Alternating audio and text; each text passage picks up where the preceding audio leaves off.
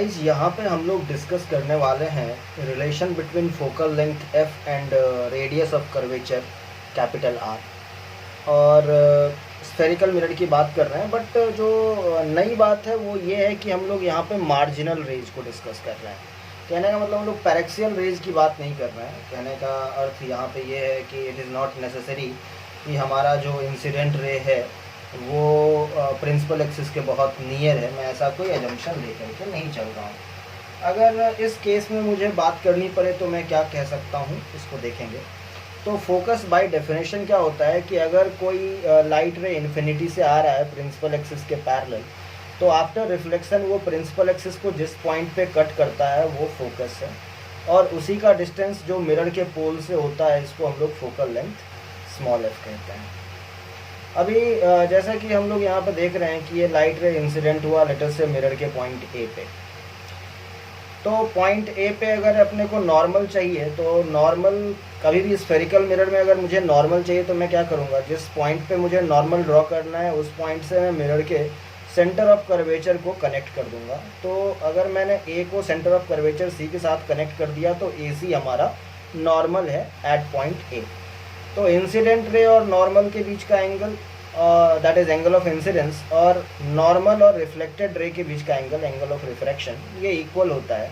So let us call it theta and theta. अच्छा, since this angle is theta I can also say कि हमारा ये angle भी जो है वो थीटा ही हो जाएगा। अभी हम लोग ये देख रहे हैं कि मिरर का एक पॉइंट ए है, जो कि मिरर का एक पॉइंट ए है और मिरर का सेंटर ऑफ कर्वेचर सी है। तो बेसिक सी बात है कि हमारा ए सी जो है वो रेडियस ऑफ कर्वेचर हो गया। स्फीयर के किसी पॉइंट से अगर हम लोग सेंटर को मिला दें, that is the definition of radius of curvature. और सिमिलरली हम लोग जैसा कि देख रहे हैं कि हमारा जो ट्राइंगल ए सी एफ है वो एक आइसोसेलेस ट्राइंगल है। इस ट्राइंगल में हम लोग क्लियरली देख सकते हैं कि ये एंगल थीटा और ये एंगल थीटा है। इस तरीके से हम लोग कह सकते हैं कि हमारा जो सी एफ होगा और जो हमारा ए एफ होगा वो इक्वल होगा। C F will be equal to A F होगा। तो since it is an isosceles triangle, तो अगर मैं एफ से यहाँ पे एक परपेंडिकुलर ड्रॉप करता हूँ, late us call it Q, ठीक है, तो ये परपेंडिकुलर इस लाइन ए सी को बाइसेक्ट भी करेगा। कहने का मतलब मैं यहाँ से ये भी कह सकता हूँ कि if F Q is perpendicular to A C then A Q will be equal to Q C. ये आइसोसेलेस ट्राइंगल की प्रॉपर्टी से मैं ऐसा कह रहा हूँ। तो फिर अगर मैं बात करूँ ट्राइंगल क्यू सी एफ में कॉस थीटा के लिए, तो ऑब्वियस सी बात है हमारा जो कॉस थीटा हो जाएगा that will be equal to CQ by CF. so let's write CQ by CF। तो हम लोग जानते हैं कि CA जो है वो या AC जो है वो R है, तो CQ उसका हाफ हो जाएगा। कहने का मतलब है R/2 हो जाएगा। सो लेट अस राइट CQ की जगह मैं R/2 लिख रहा हूँ, डिवाइडेड बाई CF। तो यहाँ से हम लोग कह सकते हैं कि भाई हमारा जो CF हो गया वो हो गया R/2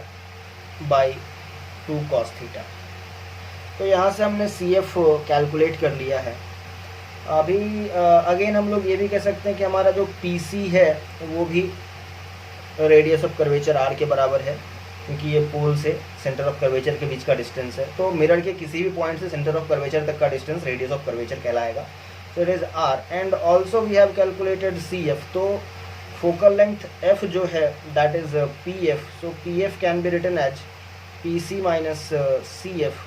PC is R, so R minus CF is R/2 cos theta. तो यहाँ से अपने पास मार्जिनल रेज के लिए F और R का रिलेशन है R taken as common 1 minus 1/2 cos theta, and that is the required relation। यहाँ पे भी गौर करने वाली बात ये है कि अगर यही हमारा पैरेक्सियल रे होता तो पैरेक्सियल रे के लिए थीटा टेंड टू 0 होता, और अगर थीटा टेंड टू 0 होता तो 2 cos थीटा 2 हो जाता। यहाँ पे 1/2 मिलता, 1 minus 1/2 मुझे 1/2 मिलता। So R into 1/2 R/2। सो F would have been equal to R/2 for paraxial rays, जैसा कि हम लोग जानते हैं।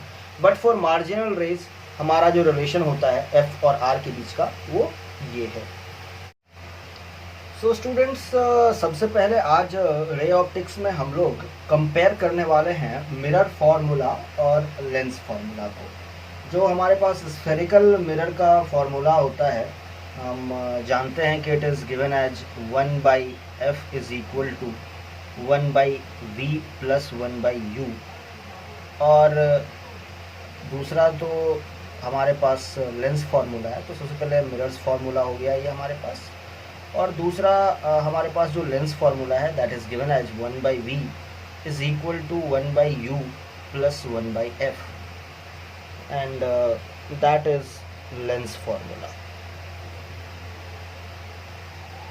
तो हम लोग इन दोनों को कंपेयर करने वाले हैं और बेसिकली हम लोग इनके ग्राफ्स को कंपेयर करने वाले हैं कि मिरर्स फार्मूला के लिए जो यूवी का ग्राफ आएगा और लेंस फार्मूला से जो हमारे पास यूवी का ग्राफ आएगा, ऑब्जेक्ट डिस्टेंस इमेज डिस्टेंस का, वो कैसा होगा, इसकी चर्चा हम लोग आज करेंगे।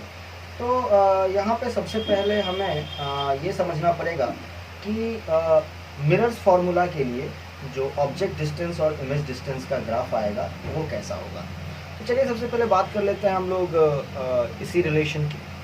तो यहाँ पे अगर आप ध्यान देते हैं तो हम सबसे पहले बात करेंगे कि हमारे पास दो टाइप के मिरर होते हैं। सबसे पहले तो जो कॉनकेव मिरर है इसकी थोड़ी सी चर्चा कर लेते हैं। तो हमारा जो कॉनकेव मिरर है, अगर मैं उसके लिए एक नॉर्मल सा रे डायग्राम ड्रॉ करूं, तो जैसा कि आप देख सकते हैं, मैं जानता हूं कि ये जो ग्राफ है इसके लिए हमें u और v के कुछ वैल्यूज़ की ज़रूरत पड़ेगी। सो उसी के पर्पस से मैं यहाँ पे एक रे डायग्राम नॉर्मल सा ड्रॉ कर रहा हूँ। सो फॉर एग्जांपल हमारा जो ऑब्जेक्ट है वो इन्फिनिटी और c के बीच में है, और जैसा कि रे डायग्राम में हम लोग ट्रेस करके बता सकते हैं कि प्रिंसिपल एक्सिस के पैरेलल लाइट रे पास हुआ और वो फिर फोकस से होकर के निकल गया। और सेकेंडली हम लोग ये कह सकते हैं कि जो लाइट रे सेंटर ऑफ कर्वेचर से होकर के पास किया वो एज इट इज़ अपने पाथ को रिट्रेस कर लेता है और हमारा जो इमेज है वो यहाँ पे बन रहा है। तो इस केस में हम लोग ये देखते हैं कि हमारा जो ऑब्जेक्ट है वो रियल ऑब्जेक्ट है, और इस केस में जैसा कि आप देख रहे हैं रियल ऑब्जेक्ट के लिए हमारा u जो है वो नेगेटिव आया, और साथ ही साथ हमारा जो इमेज है वो भी रियल है, और ये रियल है और इसके लिए v जो है वो भी नेगेटिव है। तो यहाँ पे जो बात गौर करने वाली है वो ये है कि कॉनकेव मिरर के केस में रियल ऑब्जेक्ट का रियल इमेज बनता है, और ये कंडीशन होता है जब u भी नेगेटिव हो और v भी नेगेटिव हो। तो जैसा कि हमारे पास मिरर्स फार्मूला का फॉर्मेट है, इस फॉर्मेट को देख करके ही हम समझ सकते हैं कि हमारा जो ग्राफ होने वाला है वो एक हाइपरबोला होने वाला है। तो चलिए स्टार्ट करते हैं इस ग्राफ को प्लॉट करना, और इस ग्राफ से हम लोग क्या क्या सीख सकते हैं इसकी भी चर्चा हम लोग कर लेते हैं। तो सबसे पहले जो हमारा एक्स एक्सिस है वो ऑब्जेक्ट डिस्टेंस u को रिप्रेजेंट कर रहा है, और जो हमारा y एक्सिस है वो इमेज डिस्टेंस v को रिप्रेजेंट कर रहा है। Okay, so now we will do one thing. हम सबसे पहले इस चीज़ को अप्रिसिएट कर रहे हैं कि हमारा u निगेटिव और v निगेटिव जो है मेरे थर्ड क्वाड्रेंट में आएगा। तो थर्ड क्वाड्रेंट में हम लोग दो स्ट्रेट लाइन ड्रॉ कर रहे हैं, जहाँ पे कि मैं v का वैल्यू f और u का वैल्यू भी f रखने वाला हूँ। So these are those two lines, और ऑब्वियस सी बात है कि इन दोनों का जो ये इंटरसेक्शन पॉइंट हुआ है ये ऑब्वियसली -f, -f आया है मेरे पास। अभी इन दोनों लाइंस को मिलाते हुए जो हमें पॉइंट मिल गया है, अब इसके बेसिस पे हम लोगों को यहाँ पे एक हाइपरबोला ड्रॉ करना है इन दोनों लाइंस के अकॉर्डिंग। तो जैसा कि आप क्लियर कट देख सकते हैं कि हमारा जो हाइपरबोला हो जाएगा वो कुछ यूँ होगा, और ये थर्ड क्वाड्रेंट में आया। और इसके पीछे हमने वजह ये बताई कि हमारा जो रियल ऑब्जेक्ट और रियल इमेज है, दोनों के लिए जो u और v की वैल्यू है वो निगेटिव है, और ये निगेटिव वैल्यू मुझे थर्ड क्वाड्रेंट में मिल रहा है। फिर मैंने हाइपरबोला को फिक्स करने के लिए u का value -f since third quadrant में है और v का वैल्यू भी -f ऐसा मानते हुए दो स्ट्रेट लाइन ड्रॉ किया, और इन दोनों स्ट्रेट लाइन के बीच में मैंने ये हाइपरबोला ड्रॉ किया है। और ऑब्वियस सी बात है कि अब हमें अदर केसेस भी यहाँ पे देखने पड़ेंगे, जहाँ पे कि हमारे पास जो ऑब्जेक्ट है वो वर्चुअल भी हो सकता है, हमारा जो इमेज है वो भी वर्चुअल हो सकता है। तो ऑब्वियस सी बात है कि हम लोग जानते हैं कि हाइपरबोला जो रेक्टेंगुलर हाइपरबोला होता है उसका एक मिरर इमेज भी हमें बनाना पड़ता है। तो उस मिरर इमेज वाले पार्ट के लिए अगेन हमें यही दो लाइंस जो हैं वो काम आएंगे। और हमेशा इस चीज़ को हमें याद रखना है कि हमारा जो लाइन होगा u इक्वल टू -f और v इक्वल टू -f, वही यहाँ पे डिसाइड करने वाला है हमारे ग्राफ को। और जो सेकंड ग्राफ होगा, इसका जो इमेज होगा वो ऑब्वियसली हमारा पास करेगा ओरिजिन से। इसके पीछे का वजह भी मैं आपको थोड़ी देर में बता रहा हूँ, बट पहले हम लोग इस हाइपरबोला को ड्रॉ कर लेते हैं। सो ऑब्वियस सी बात है, इन दोनों लाइंस के बीच में ऊपर की तरफ एक हाइपरबोला ड्रॉ कर रहे हैं जो कि ओरिजिन से होकर के पास करने वाला है। सो लेट अस से ये हमारा सेकंड हाइपरबोला हो गया। So this is the graph for concave mirror in UV curve.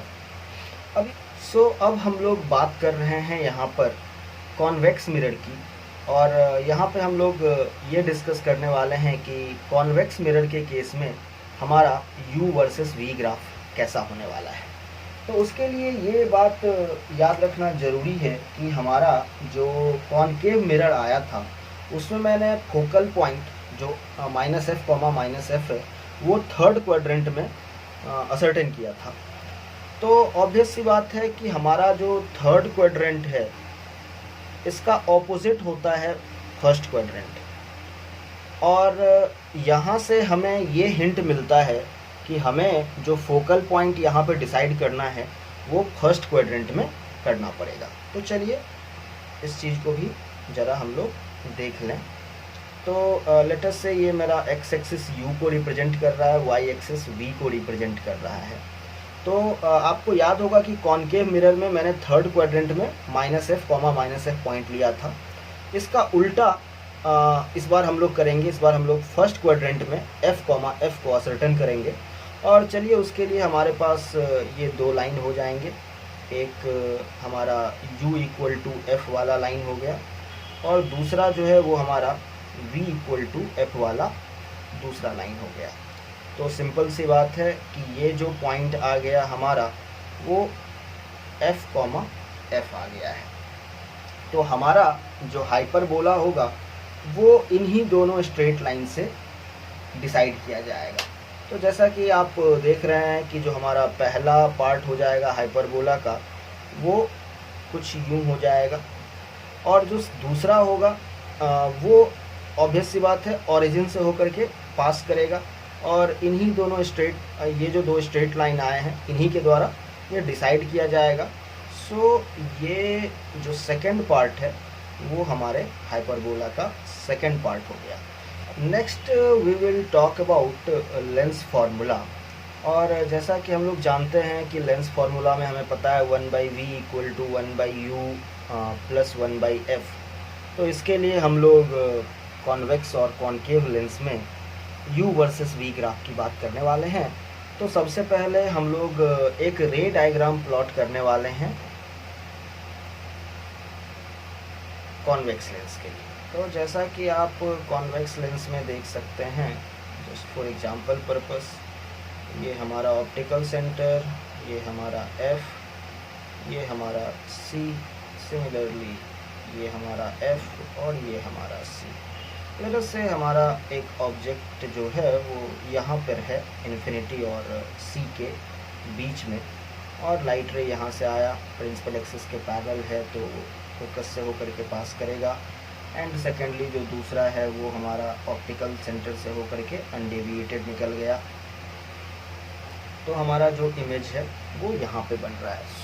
और इसके लिए अगर आप साइंस की बात करें तो U जो है वो हमारा नेगेटिव है and that indicates the real object. और दूसरी तरफ आप ये देखें कि आपका जो V है वो पॉजिटिव है and that is indicating the real image.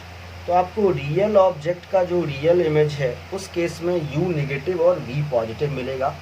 इसी इंफॉर्मेशन के बेसिस पे हम लोग UV ग्राफ प्लॉट करने वाले हैं। तो चलिए इसको थोड़ा ध्यान से देखेंगे। एक्स एक्सिस U को रिप्रेजेंट कर रहा है, वाई एक्सिस V को रिप्रेजेंट कर रहा है। अभी हमें एक ऐसा क्वाड्रेंट चाहिए जिसमें U नेगेटिव और V पॉजिटिव हो। Obviously that is the second quadrant, और इसमें हम लोग अपना एक फोकल पॉइंट डिसाइड कर लेंगे। तो V equal to F and U equal to -F, ये हमने दो लाइंस ड्रॉ किए हैं और ये हमारा फोकल पॉइंट हो गया।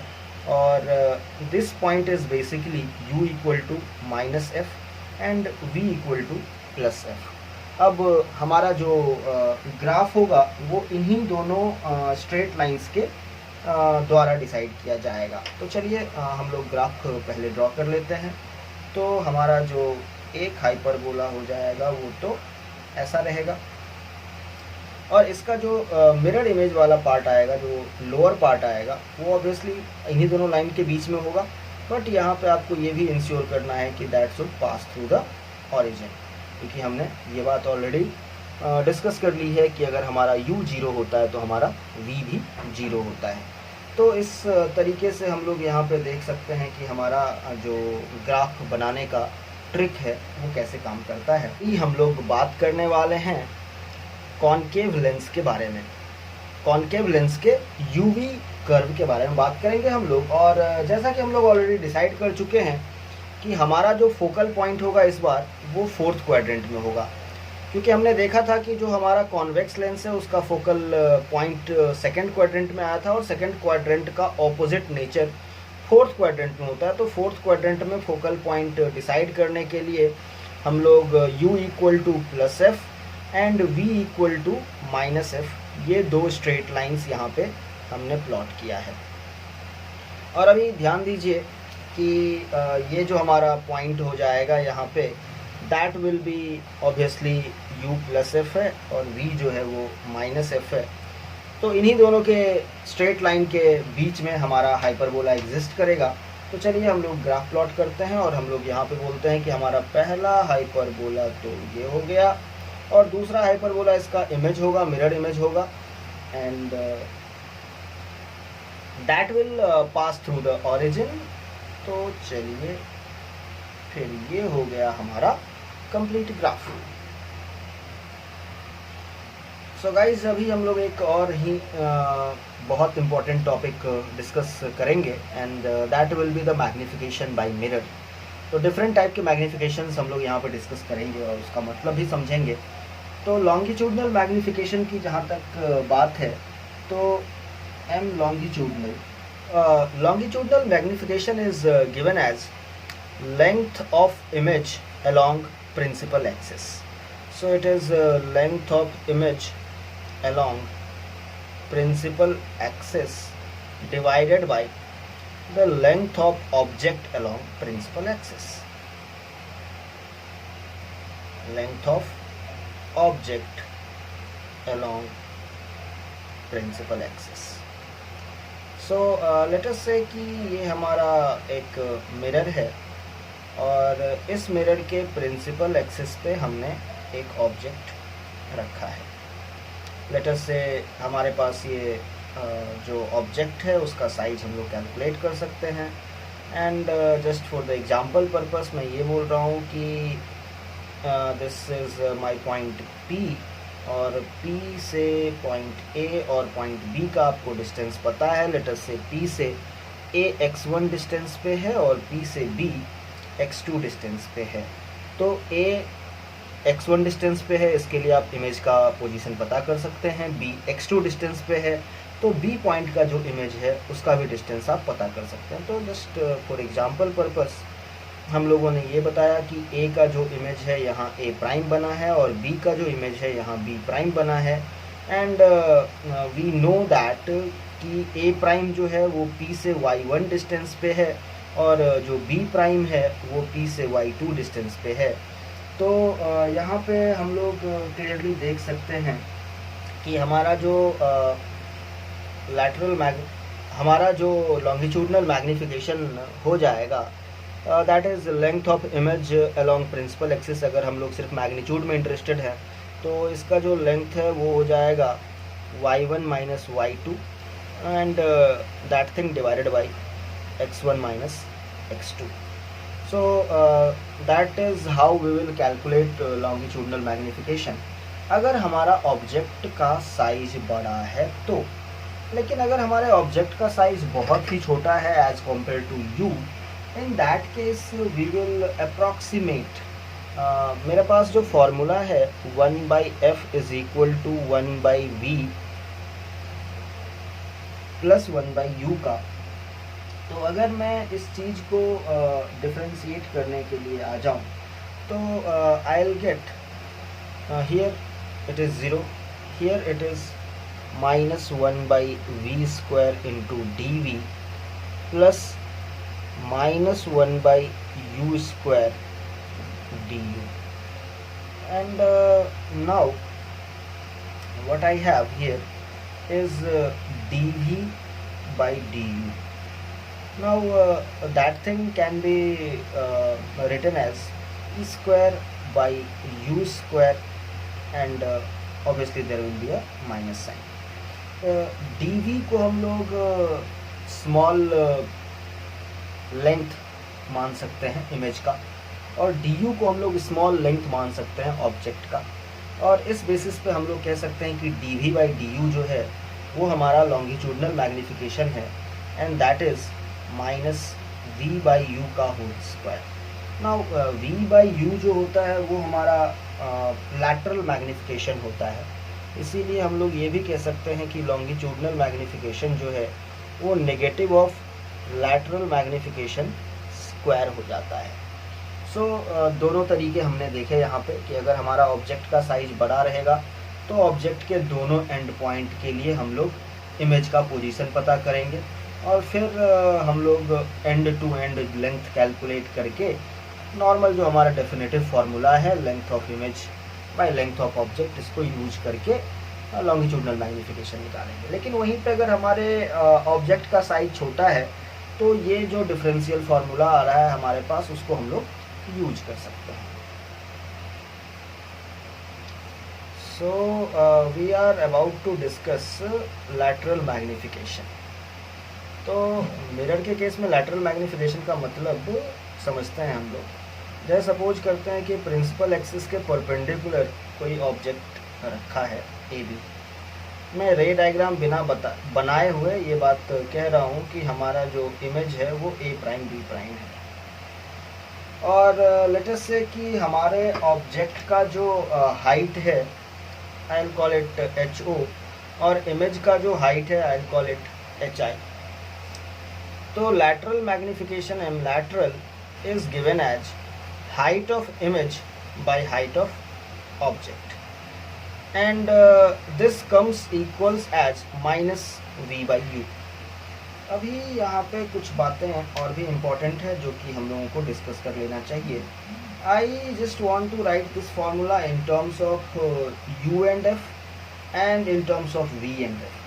तो जैसा कि हम लोग जानते हैं हमारे पास मिरर्स फार्मूला है 1/f is equal to 1/v plus 1/u और अगर मैं चाहूँ तो यहाँ से v को एलिमिनेट कर सकता हूँ और मैं यहाँ पे लिख सकता हूँ कि 1/v is equal to 1/f minus 1/u which will be equal to fu into u minus f।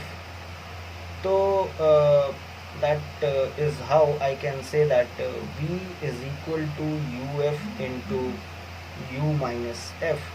और यहाँ पे भी आप ध्यान दें कि m lateral जो हमारे पास आया था वो -v/u था, तो तो v के जगह पे हम लोग U F by U minus F लिख रहे हैं, और u के जगह पे हमारे पास एज इट इज़ u है।